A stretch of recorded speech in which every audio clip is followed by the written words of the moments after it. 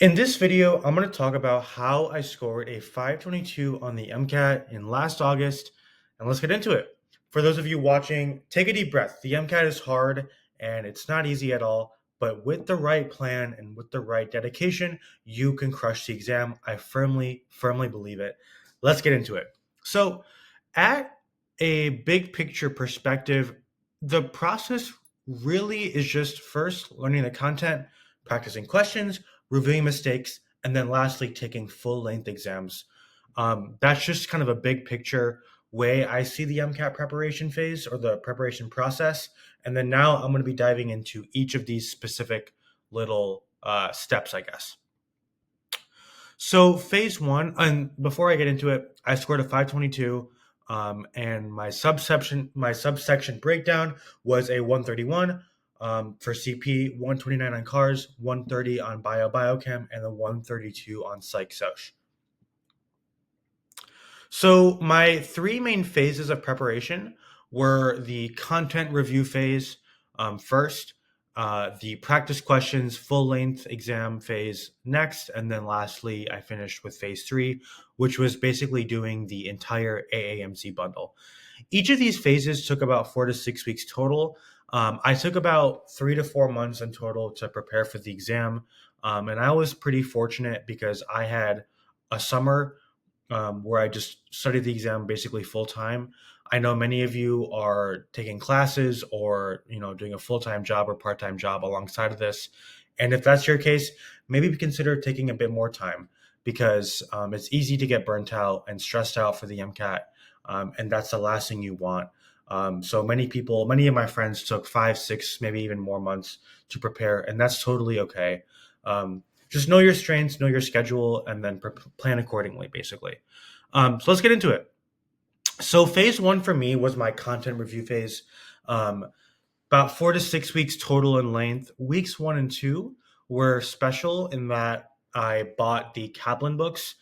You can buy these on Amazon. Your pretty popular book set. It contains all of the actual subject material. So like the Kaplan books come with the GemChem book, the organic chemistry book, physics one and two, as a cars book, which I actually did not read at all. Biology book, biochemistry book, psychology book, and a sociology book.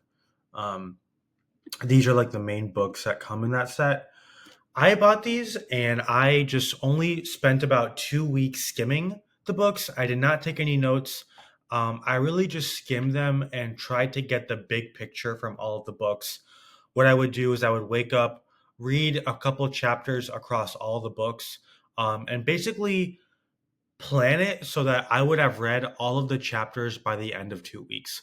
I did not take any notes, and I really suggest you don't either. It's a huge waste of time, and it's not going to help you remember anything, especially if you're this early on in your preparation.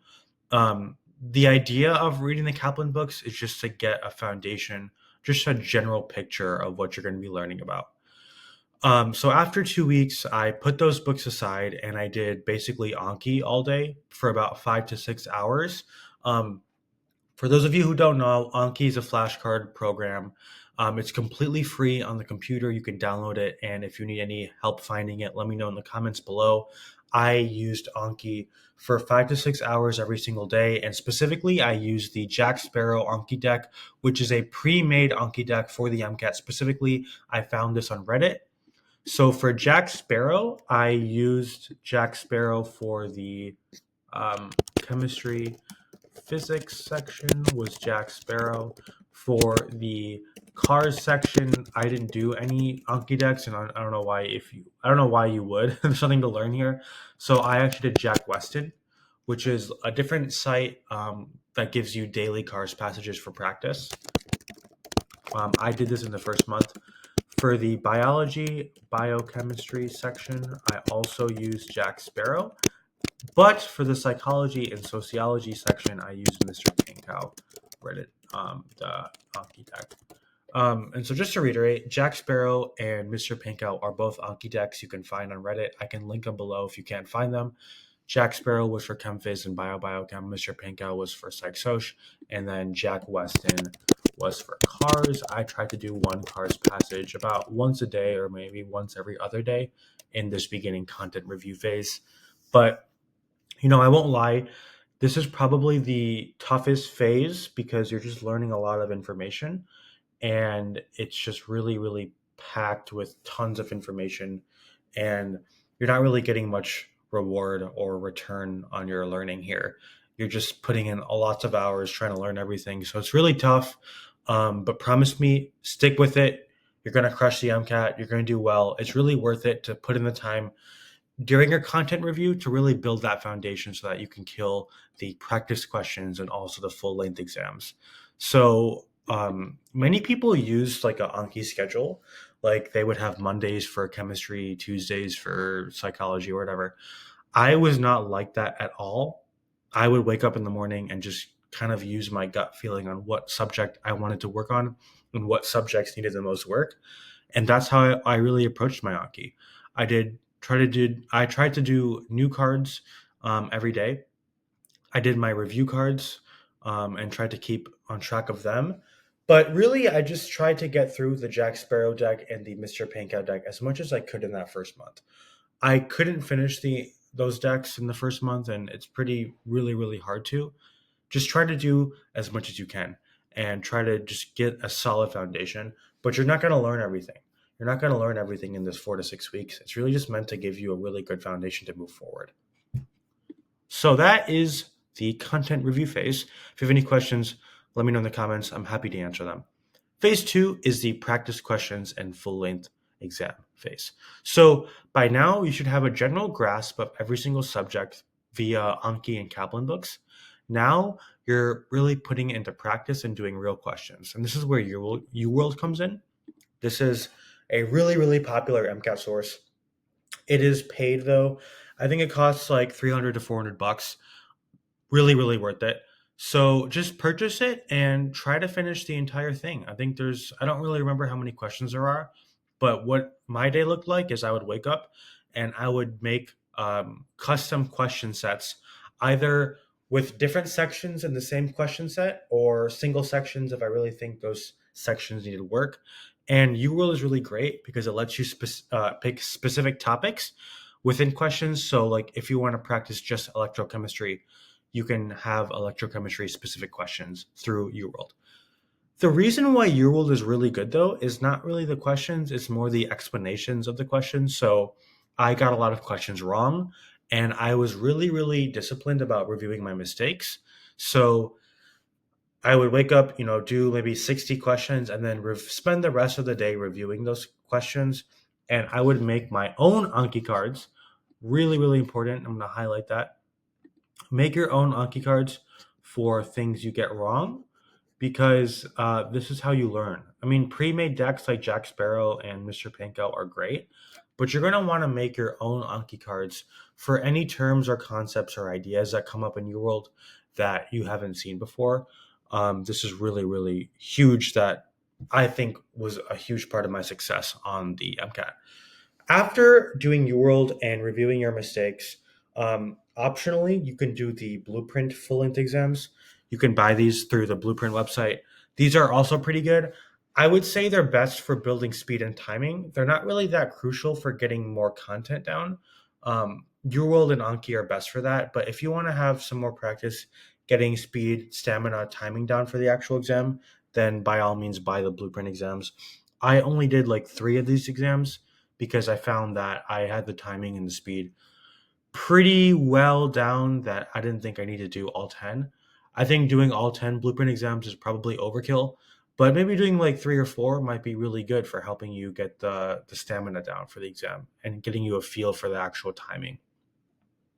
And so that is practice questions.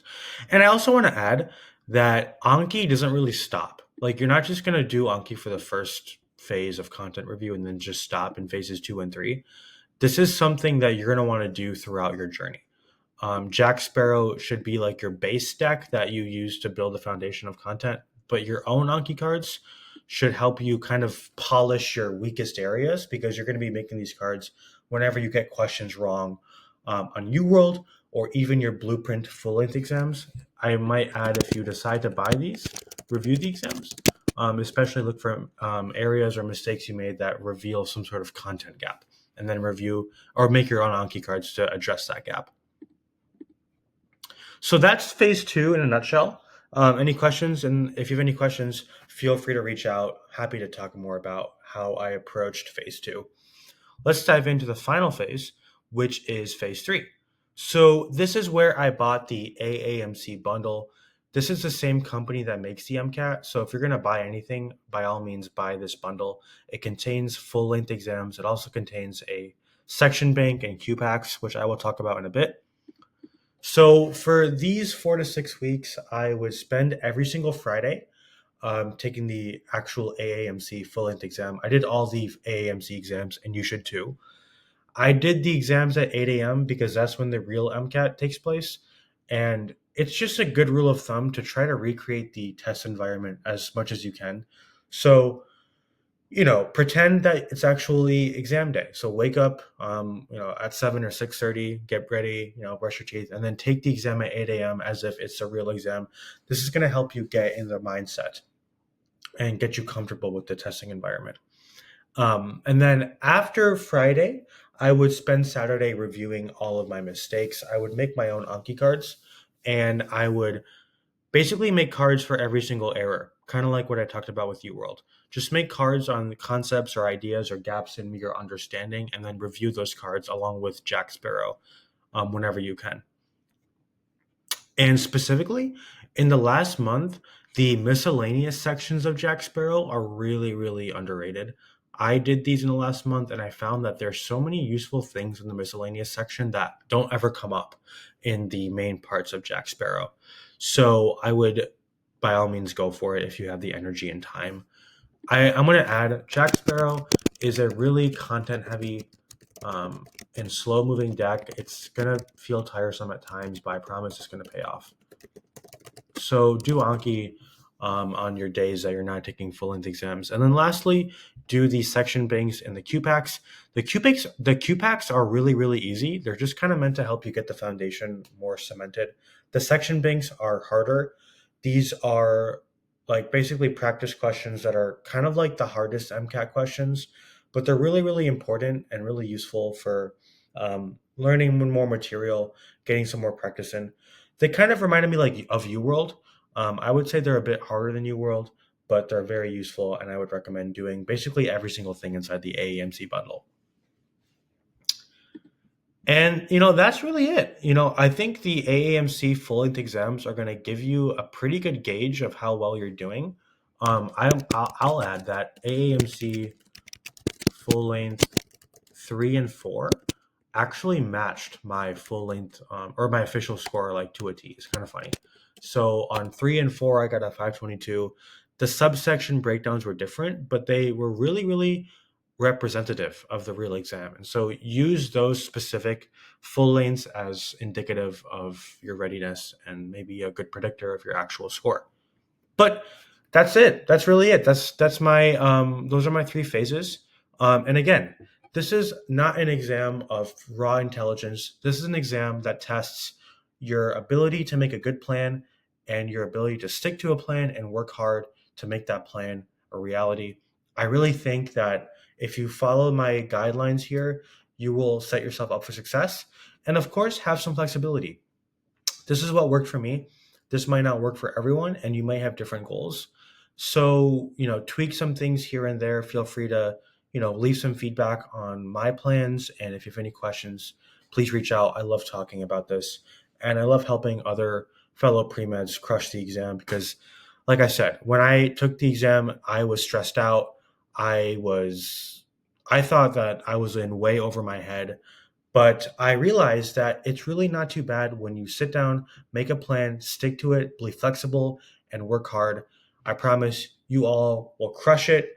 And please leave any comments of feedback. Happy to talk about it further. Have a good day. Take care.